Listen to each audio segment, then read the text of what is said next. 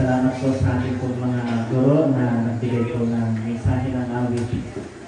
Ang sabi po doon ay, kailan pa kaya ibibigay ang buhay at lakas? Naalala ko sa Batangas nung nandun pa ako, meron pong isang kapatiran po namin na kung saan ay matulungin naman. Maganda naman yung kaniyang pananampalataya sa Panginoon. Pero nung siya nagkasakit, nung nagkaroon ng cancer, ang sabi niya, dinadalaw namin ng aking senior pastor, dahil ako po noon ay nagsisimula pa lang. Sabi niya sa amin, sabi niya, Pastor, bigyan lang ako ng Panginoon ng second chance. Pagalingin lang ako sa aking sakit, sa aking karamdaman, ay ako ay, yung aking natitirang buhay ay maglilingkod na ako sa Panginoon. Yun ang kaniyang hiling, yun ang kaniyang gusto na ipanalangin, at yun ang kaniyang dalangin sa Panginoon. Siguro sa gabi-gabi, ayun ang kanyang pinag-pray. Pero hindi po siya pinagbigyan ng Panginoon. Siya rin po ay ginawian ng buhay. Hindi matagal. Ilang buwan lang ay namatay na rin po ang lalaki po nito. Kaya ngayon pong gabi, ay kagaya po ng mensahe ng awit, kailan pa kaya natin ibibigay ang buhay natin sa Panginoon? Saka ba natin sasabihin sa Panginoon, Panginoon, pagalingin mo lang ako, maglilingkod na ako sa iyo. Panginoon, ibalik mo lang yung aking dating lakas, ako'y lagi nang sisimba. Kung kailan huli na, ay paano kung hindi tayo pagbigyan ng Panginoon? Alam niyo po yung nag-request na yun po ay nagpatayo ng nagdudulin po yun sa iba't ibang mga churches. Maganda naman yung kaniyang pananampalataya. Kaya lang gusto pa niya sana kumaba yung kanyang buhay.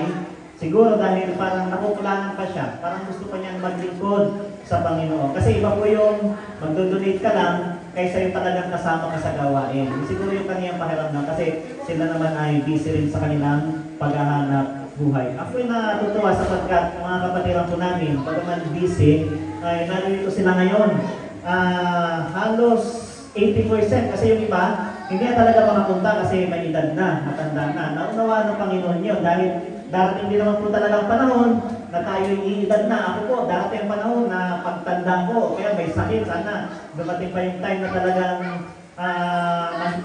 hihina, hindi yung mamamatay ng batagan. Ano po, darating ang panahon na hindi ka na makaka-attend sa mga ganito at ibang mga pastor na, mas batang mga pastor, ang siya maglilingkod sa mga tao. Darating ang panahon yun.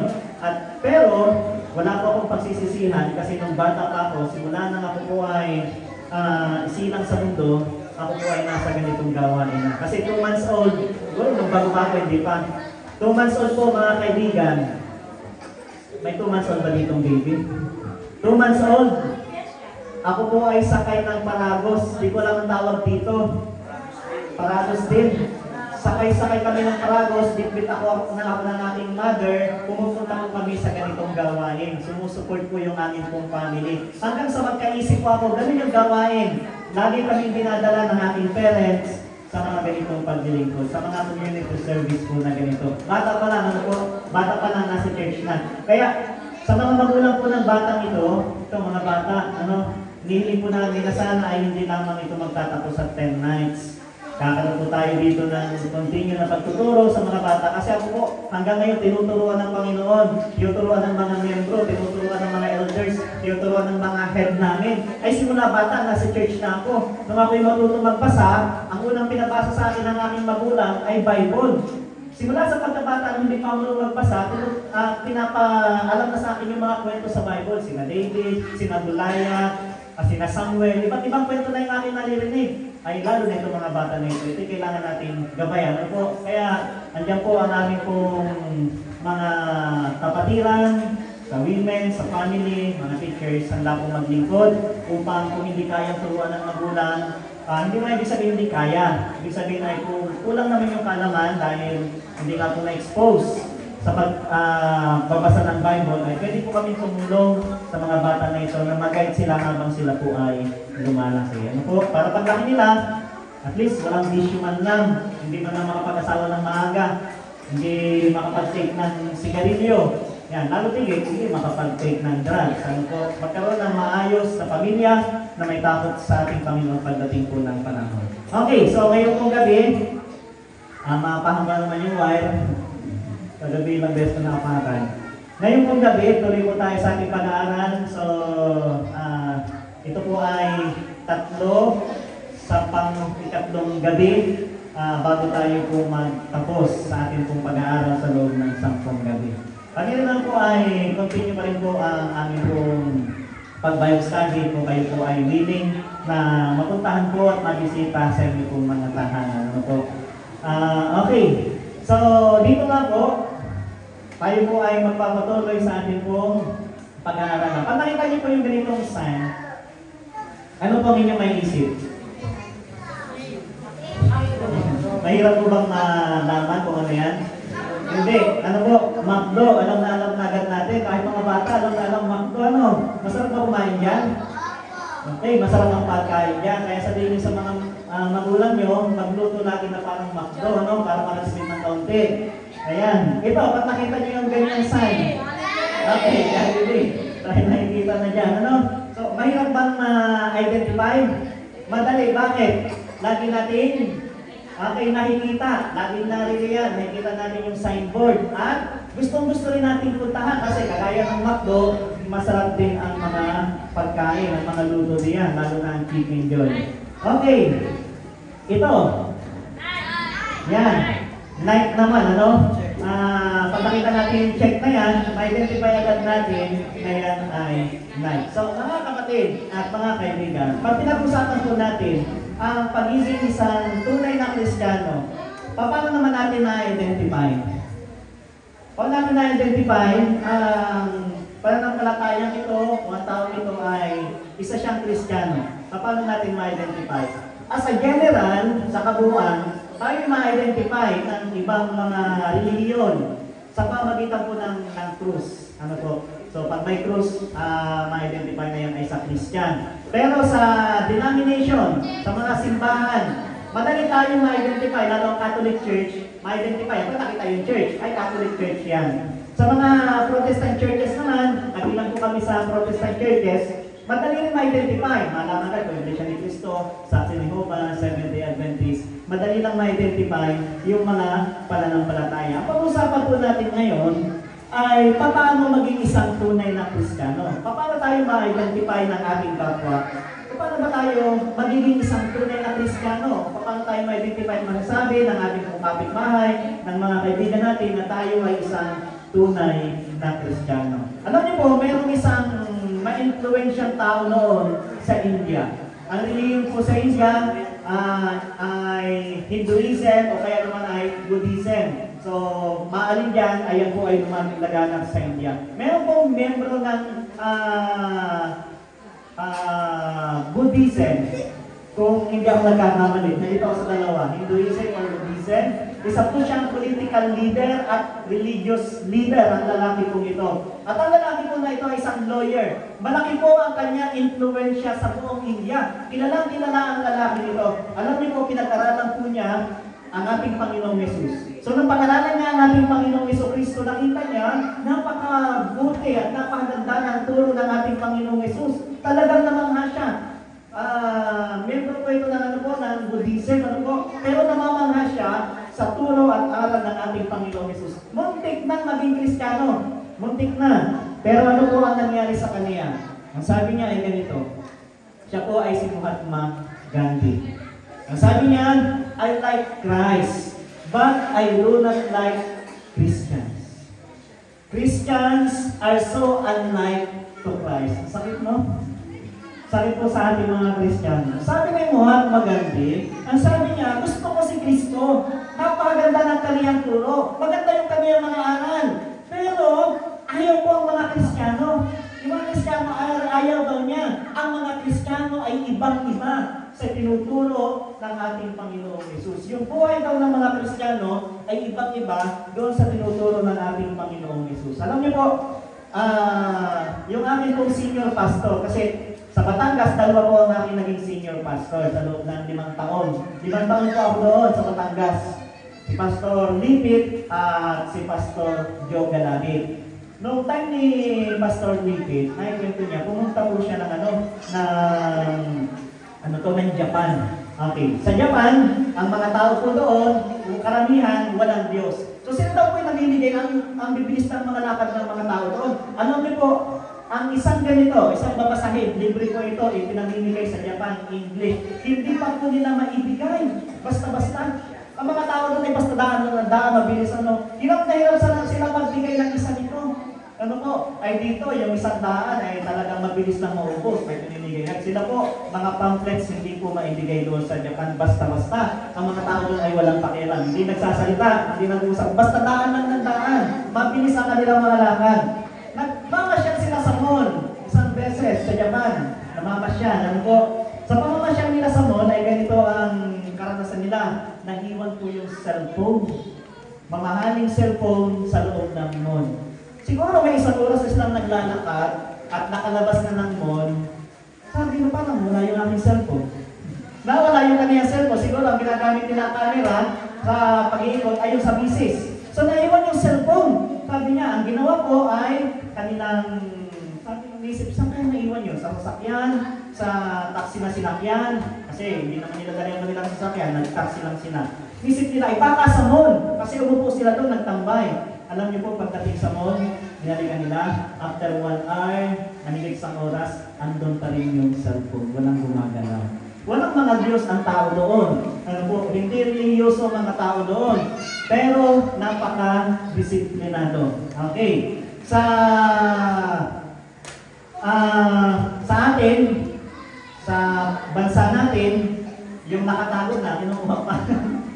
Sa ibang bansa, sa Japan, hindi. Kahit po ano maiwan mo sa trend, kapag ka na-confirm yan na sa'yo, babalik at babalik po yan. Walang masyadong magnanakaw. Hindi pa lang talaga 100% na walang magnanakaw. Walang masyadong magnanakaw po doon sa Japan. Ay dito sa ating bansa, ito pag makikita natin. Ganyan. Traffic kami na. Kawatan din sa pantaran kayo. Patay ka guys. Wala ko guys. Oh, nagam. Nagam, sige. Boy. Kailan lang yan? Ang oras yan.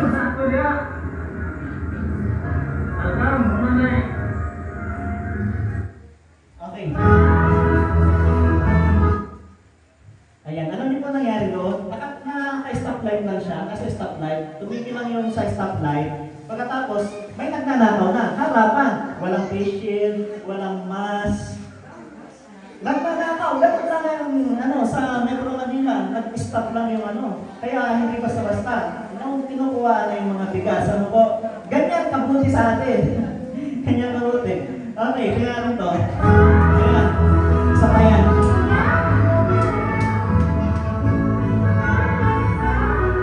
Ito yung nagdidilyo.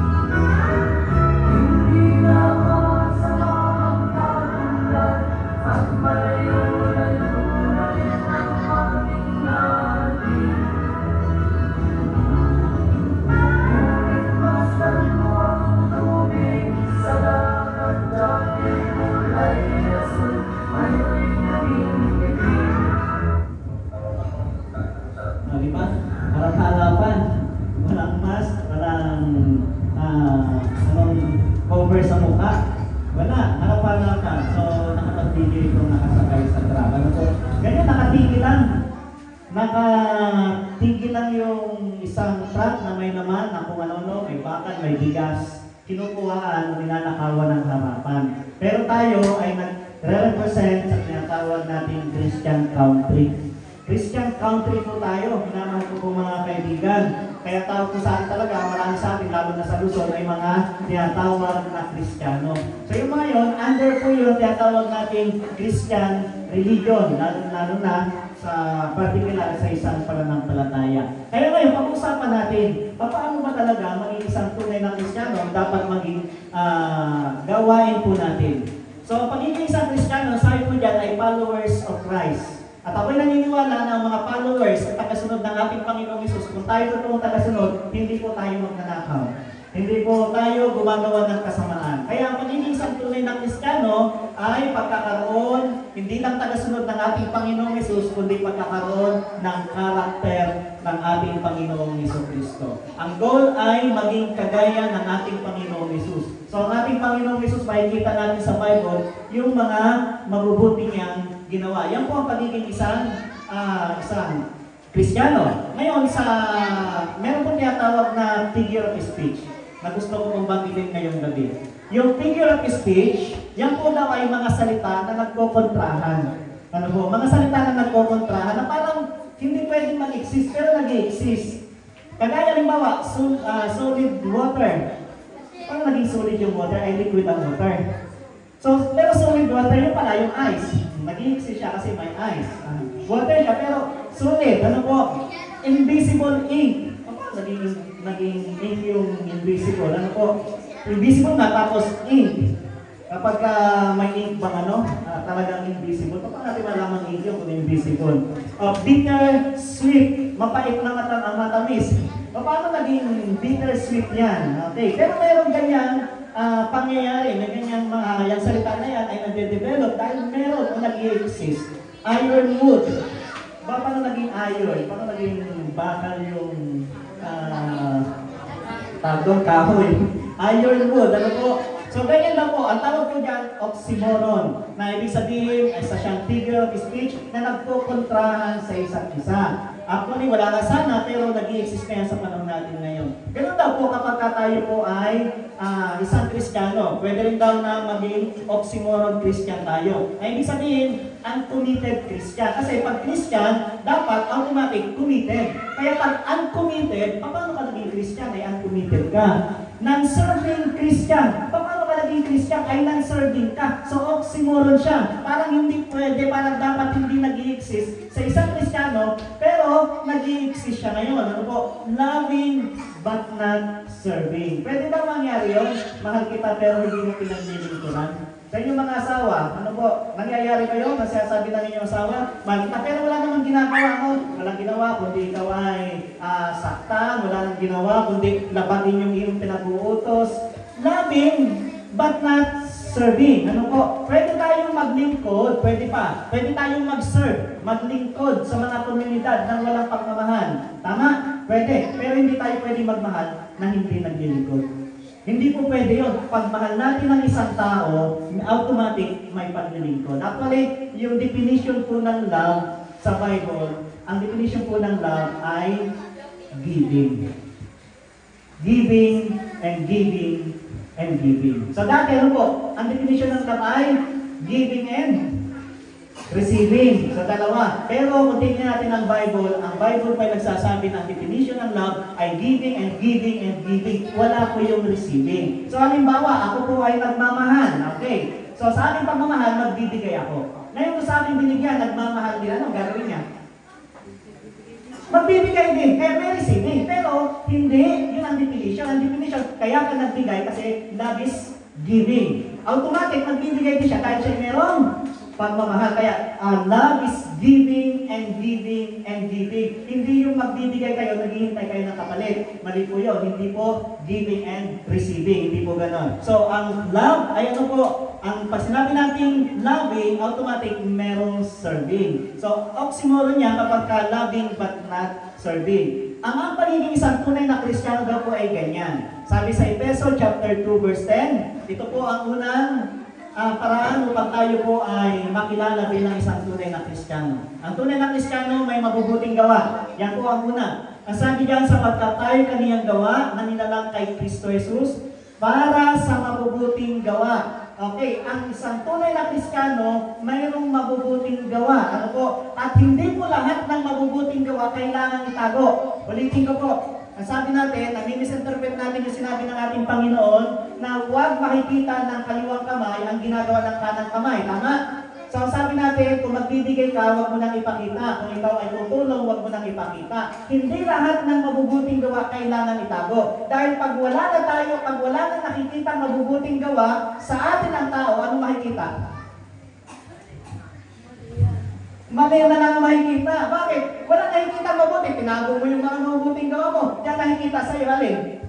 Yung mali, di kasalanan mo rin kung nakikita lang sa iyo ay yung mali. Imposible naman na isang tao, walang mabuting gawa, wala ring maling gawa, baka hindi ka tao. Kapag ka ganon. So, hindi mo ibig sabihin na ipinapakita mo yung mabubuting gawa mo, masama na. Kailangan minsan ay makita din ng tao na tayo ay mabuting tao sa pamagitan ng ating mabubuting gawa. Huwag niyong itatago lagi yan. Kailangan natin ipakita yan. Ano po? Dahil yan po ay pwedeng maka-inspired sa iba at makita nila na ikaw ay tunay na Kristiyano. Hindi pwedeng itatago lang lagi natin yan. Bakit yung masasama? Hindi natin itinatago, ano po, ipinapakita. So, ang paggawa ng mabuti, kagaya rin ang paggawa ng masama. Na ibig sabihin, kung ang masamang gawa niya sa tao nakikita, dapat yung mabuting gawa, hindi rin nakatago. Dapat nakikita din yun para balance. So, sabi dito, ang pagiging isang tunay na Kristiyano, ay ano po, mayroong mabubuting gawa. Ngayon, may mabubuting gawa tayo na hindi na kailangan makita ng iba. Yun talaga yung karakter natin yun eh. Talagang kahit na hindi makita ng ibang tao, ay yun na talaga tayo. Ibig sabihin, tumutulong tayo, hindi naman dahil may nakakakita, kundi yun talagang karakter natin. Okay? Pero hindi naman po ibig sabihin na nakikita yung ating mabubuting gawa ay mapagmataas na tayo, mapagmalaki na tayo. Hindi po ganon. May mga gawa nga po tayo na dapat ay nakikita din ng ibang tao. Yan. Ang pagiging tunay na Kristiyano, una, may mabubuting gawa. Ang pangalawa, ang tunay na Kristiyano, okay, walang ay, may bunga ng Espiritu. So kung tayo tumanggap na sa Panginoon, kung tayo po mga kaibigan ay masabi natin na talagang tinanggap na natin si Jesus sa ating buhay, dapat nasa sa atin na ang mga karakter na ito. Okay, o kaya naman, hanggang ngayon, nasa process tayo ng pagpapasakop ng sa banal na Espiritu at unti-unti natin dinidevelop ang karakter na ito sa ating buhay. Ano po ba yun? Ang sabi diyan, datapon ang bunga ng Espiritu ay pag-ibig. Okay. Katuwaan, kapayapaan, pagpapahinuhod, kagandahan loob, kabutihan, pagtatapat, kaamuan, pagpipigil, laban sa mga gayong bagay ay walang kautusan. So, ganito daw po yan, mga kaibigan at mga kapatid. Kung tayo daw po ay may bunga ng Espiritu, so sa atin ang bunga ng Espiritu, ano po? Ang sabi dito sa dulo, laban sa mga gayong bagay ay walang kautusan. Ang ibig sabihin niyan, kung nasa sa atin ang mga bunga ng Espiritu na yan, hindi na natin kailangan literal na isa-isahin na susundin ang kautusan ng ating Panginoong Diyos. Bakit? Pag tayo may bunga ng Espiritu, may pag-ibig tayo. Paano ba natin iibigin ang ating kapwa? Siyempre hindi natin pagnanakawan. Siyempre hindi natin i-dismiss. Siyempre hindi natin kaiinggitan. Ano po? So, hindi natin pagsasalitaan ng mga bagay na hindi makatotohanan. So, hindi natin kailangan isa-isahin yung 10 utos ng Diyos pag may bunga tayo ng Espiritu. Kaya ang sabi diyan, laban sa mga ganyang bagay ay walang kautusan. Kasi automatic na nasusunod na natin ang kautusan ng ating Panginoong Diyos kapag ito po ay nasa sa atin. Okay, so dapat meron tayong pag-ibig. Yan ang bunga ng Espiritu. Katuwaan, kapayapaan. Yung bang kahit tayo po ay may malaking problema, alam natin na may mas malaking Diyos sa ating problema. Alam natin na may mas malaking Diyos na tutulong sa atin at hindi siya basta Diyos lang na nasa isip natin, na sinasabi ng mga tao, sinasabi ng pari, sinasabi ng pastor. Hindi siya basta Diyos na gano'n. Kundi dapat maging totoo siya upang tayo magkaroon ng kapayapaan. Maging totoo siya sa ating buhay. Okay? Merong pagpapahinuhod, kamuan, pagpipigil. Yan po ang mga bunga ng Espiritu. Ano nga po ang una? Para makita na, malaman, masabi na siya isang tunay na Kristiyano. Number 1, meron po mabuting gawa. Okay. Maging mabuti tayong kapitbahay. Kung tayo Kristiyano, huwag tayo yung number 1 na maninira sa ating kapitbahay. Huwag po. Maging napagbigay tayo sa ating kapitbahay. Nakakatuwa yung ako may kapitbahay na laging nagbibigay sa akin. Kanina, Kaya lang minsan ay talagang natataon na ako'y nasa taas, nasa CR, pagkatapos talagang katok ng katok, hindi kailangan mong magmadali dahil meron yung ibibigay yung aking kapitbahay. Okay, madalas talaga nagbibigay yung aking kapitbahay. Kaya napakabuti nito ni tatay. Kaya lang, yun nga po, meron ng sakit, may cyst na si tatay. Kaya ang ginagawa ko na lang, minsan ay pinupuntahan ko doon at ipinag-pray. Okay, so pag yung mga may dala po doon si Ate Jen na egg. Okay, si Pastor Jude, nagdala doon. Nagpadala si Ate Donna. Yan, hinahatian ko po si tatay. Pasensya na po, pero kailangan ko po gawin yun. Share your blessing. Ano po? Yun talagang binibigay ko kay tatay. Kung ano yung meron sa akin, yun po ang naibibigay ko sa kanya. Kasi nga, may cyst na siya. Hindi ko alam kung ano ang gusto niyang pagkain. Baka mabigyan ko ng hindi naman pwede sa kanya. Masayang lang yung pagkain. Okay, so sabi dito, may pag-ibig, katuwaan, kapayapaan, pagkapahinod, kagandahan, kabutihan, pagkatapat, kaamuhan, pagpipigil. So tayo maging mabuting kapitbahay, maging mabuti tayo sa ating barangay, maging mabuti tayo sa ating own community para masabi na tayo po isang tunay na Kristiyano. Pangatlo, dito po magtatapos to, medyo mahaba nga lang. Okay, ang pangatlo, ang tunay na Kristiyano may tanda ng Diyos. Okay, so para ma-identify, kasi noon, ang bayan ng Israel ay na-identify po sila doon sa pagsunod sa utos ng Diyos. Particular po doon sa tanda ng Diyos. Ano po? So dito, kami po mga Seventh-day Adventists, kaya kami po is Seventh Day Adventist, kami naniniwala na ang pagiging isang tunay na Kristiyano ay dapat nasa sa atin yung tanda ng Diyos. At kami po naniniwala na ang tanda ng Diyos ay yung nakasulat sa Ezekiel chapter 20, verse 20. Ang sabi po dyan, at inyong ipangilin ang aking mga sabat at magiging tanda sa akin at sa inyo upang inyong maalaman na ako ang Panginoon ninyong Diyos. So mahalaga po na mayroon itong tanda na ibig sabihin kasi ng tanda ay may mga manok ba kayo?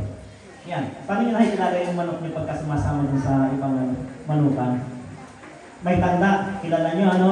So ganun din sa kalabaw. Yung kalabaw namin noon may tanda. Para kahit makawala, tapos sumama doon sa ibang mga kalabaw, wala naman kasi kalabaw na nagdadamit.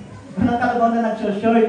Para ma-identify mo yung lahat may sungay, lahat itim. Meron nga sa baler, puti. Pero madalas ay itim, lahat itim, lahat may sungay, pare-pareho ang kulay, pare-pareho may silang yung buhok. Mahirap ma-identify kapag lumahok na doon sa maraming kalabaw. Ano po? So, ganun din. So pag may tanda ka, ma-identify mo agad yung sayo. Ganon din ang Diyos, naglagay siya ng tanda. So, ang nakikita namin, at nakita ko sa aking pong pag-aaral, mga kaibigan, parang fair. Ako po ay hindi po Adventist dahil po sa aking mga magulang lamang. Pinag-aralan ko po ang paniniwala ng Adventist bago po ako maniwala. Pinag-aralan ko rin ang paniniwala ng Iglesia ni Cristo. Pinag-aralan ko rin ang paniniwala ng Saksi Jehovah. At ibang pananampalataya, ganun kahit sa Muslim. Pinag-aralan ko po yung mga kaibigan. At ako po ay kumbinsido at 100% na mas tama po ang Biblia nating naniniwalaan kaysa sa Quran. At ako rin po ay 100% na naniniwala personally, kumbinsido, maliban may dumating sa akin, mag-share at masabi na ito ang mas tama. Malibang may gano'n. Pero sa ngayon, mas pinaniwalaan ko ang aral sa pananampalataya po ng Seventh-day Adventist. Hindi dahil ako po ay pinanganak sa Adventist family, kundi pinag-aralan ko po ito. Alam niyo po, pag may maling aral akong nakita na hindi tinuturo ng Biblia sa Adventist, alis talaga ako. Baka ako mananatili kung talagang mali. Ano po, hindi ko sasabihin na dito na ako namulat, dito na ako mamamatay. Hindi ko pwede sabihin na namulat ako mahirap, mamamatay na rin ako mahirap. Kung pwede pang i-improve ko. Kung pwede pang may makita mas maliwanag, ay kailangan doon ka sa mas maliwanag. So dito po, ang sabi diyan, at inyo ipahinginin ng ating mga sabat at magiging tanda. Tanda daw po yan ng ating Panginoong Diyos. Bakit? Paano naging tanda? Kasi ang sabat po, in-establish ng Diyos, wala pang Israel. Wala pang, ang tao pa lang ay si Adan at Eva, wala pang kasalanan, in-establish ng Diyos ang sabat. Ganito po ang sabi sa aklat po ng Genesis. Nayari ang langit at ang lupa at ang lahat ng mga bagay sa mga iyon. Na ikapitong araw ay natapos ng Diyos ang gawain na kanyang ginawa at nagpahinga siya na ikapitong araw mula sa lahat ng gawain kanyang ginawa. At binasbasan ng Diyos ang ikapitong araw. Tandaan po natin ha, tanging tayo sa isang araw na binasbasan ng Diyos. Hindi ang unang araw, hindi ang ikalawa, ang ikapitong araw lamang. Kaya hindi natin pwedeng ilipat yung araw na yon. Ikapitong araw. At kaniyang ginawang banal sapagkat sa araw na iyon ay nagpahinga ang Diyos sa lahat ng gawain na kanyang ginawa. So mismo ang ating Panginoong Diyos nagpahinga ng ikapitong araw. Okay. Ang tanong, bago tayo mag-proceed, ba't po nagpahinga ang Diyos? Napapagod po ba ang Diyos? Hindi po. Eh bakit kayo nagpahinga? May dalawang klase ng pagpapahingahan. Nararanasan nyo rin ito. May taong nagpahinga dahil napagod. Yan po ang una. Pero may taong nagpahinga dahil tapos na yung kanyang ginagawa. Okay, so ang Diyos, dahil tapos na yung kanyang ginawa, nagpahinga siya. Hindi dahil pagod. Dahil ang Diyos hindi napapagod. So ang ginawa niya doon sa ikapitong araw, binasbasan ng Diyos. Ginawang banal at ipinangilin. So tatlong bagay ang ginawa ng Diyos doon sa ikapitong araw. Binasbasan niya. Ginawang banal. So ang araw ng Sabat, hindi po ginagawang banal. Hindi ginagawang banal ng mga Adventist, kundi iniingatan banal dahil ginawang banal na ng ating Panginoong Diyos. Ang ginawa ng Diyos ay ganito, yung araw na kanyang binasbasan, inilagay niya sa 10 utos. Mas tumindi ang dapat na mas tumindi yung pangangailangan na dapat natin siyang sundin.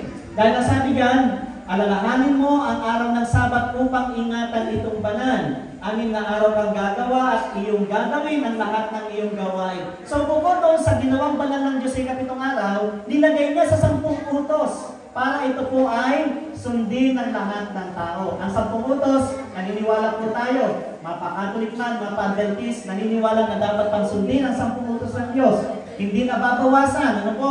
Hindi na babawasan po pa rin hanggang sa panahon ngayon. So inilagay ang 10 utos. Mas tumindi pa ang pangangailangan na ito po ay sundin ng mga tao dahil ang ating Panginoong Yesus ay nanili ng araw ng Sabat. Okay, so ang ating sinusundan, walang iba kundi ang ating Panginoong Yesus. Kami po nanginili ng araw ng Sabat. Unang-una, in-establish ito ng Diyos sa aklat ng Genesis. Pangalawa, tanda ng Diyos. Pangatlo, nilagay sa 10 utos. Pang-apat, sinunod ng ating Panginoong Yesus. Ay automatic naman susundin niya kasi siya po ay isang Hudyo. Ang mga Hudyo po noon ay may parusa pag hindi sumunod sa pahinili ng araw ng Sabat. Sabi diyan sa Luke chapter 4 verse 16, dumating siya sa Nazareth na kanyang nilakhan. Siya'y pumasok sa sinagoga ng araw ng Sabat tulad ng kanyang nakaugalian. So ugali daw ng ating Panginoong Yesus ang pumasok sa sinagoga. Okay, so si Ate Joyce nandyan, ano po, siya po ay galing po sa Israel. Ang sinagoga sa Israel, walang iba kundi pinakasimbahan po nila. Sinagoga po ang tawag po nila niyan. Okay, so ang ating Panginoong Yesus daw, ugali niya simula pagkabata na tumitindig o nanginili ng araw ng Sabat tuwing darating po ang ikapitong araw. Ngayon, yung Sabat ba na yan? Ano ba yan? Paano ba yan kinikilala ng mga ibang pananampalataya? Paano ba kinikilala ang araw ng Sabat na ito? Pakinggan po natin. Lalo sa mga kaibigan po namin Catholic. Ito po kasi galing sa aklat po ng Catholic. Ano po? Yung Sabat ba na yan? Paano yan kinikilala ng Roman Catholic Church? Okay, ganito po ang sabi. Sa Pasyong Mahal, page 5. Meron po ako dito, order po ako sa Lazada. Hindi ko lang nadala, nakalimutan ko. Pero ito po yung nakasulat, tinipe ko na po. Ang sabi diyan, at sa Genesis na libro, nalalaman ay ganito, nang lalangin itong mundo ng Diyos na totoo kaarawan ng Domingo. So ito po yung taon-taon binabasa tuwing, kailan? Tuwing mahal na araw, binabasa po itong Pasyong Mahal. Ano po? So taon-taon singkad, talagang walang absent, binabasa yan. Mula unang pahina hanggang sa matapos. So sa page 5, nakikita po natin ito hanggang ngayon, nandiyan yan. Kahit kumuha po kayo ng Pasyong Mahal.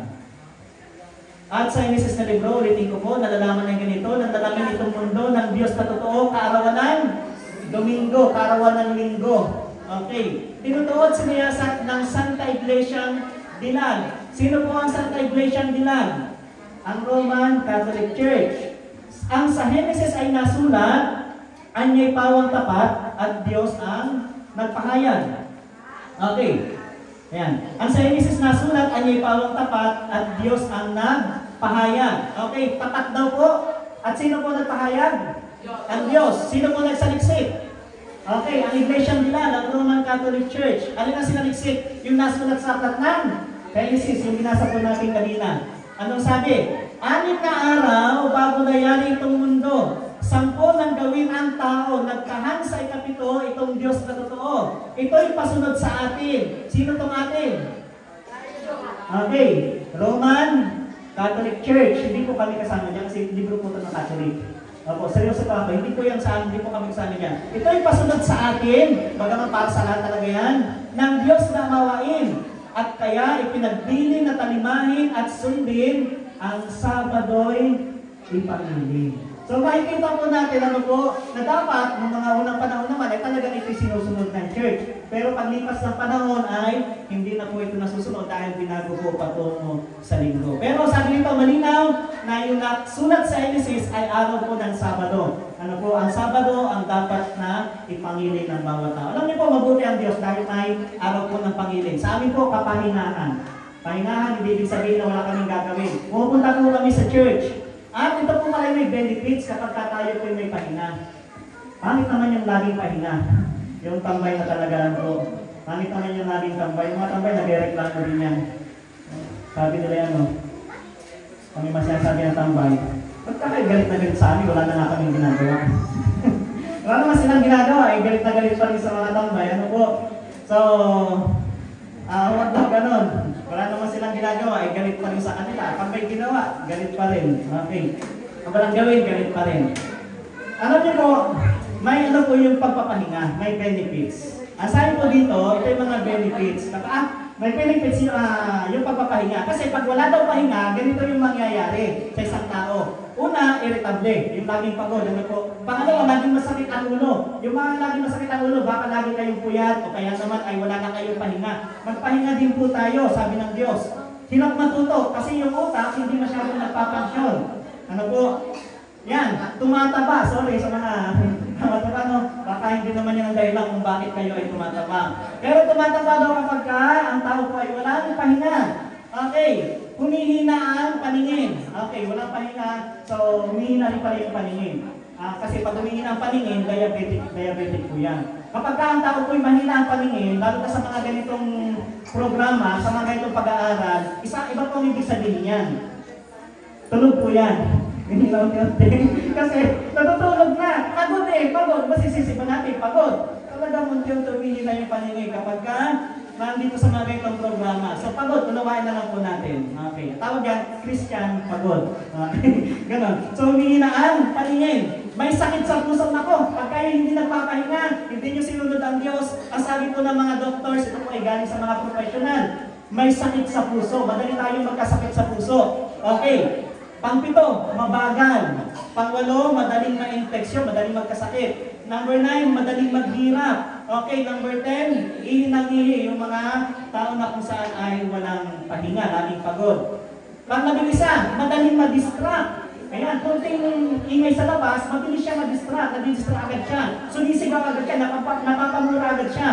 Ano po, kapag laging pagod. Okay, yung pagod kasi, kalaki po niyan, puyat din. Kaya pagod. Pang-12, laging nabubulol. Okay. Ako kasi, lagi lang nabubulol sa TikTok. Pero ito, laging nabubulol. Ano po? Ako, laging nabubulol sa TikTok.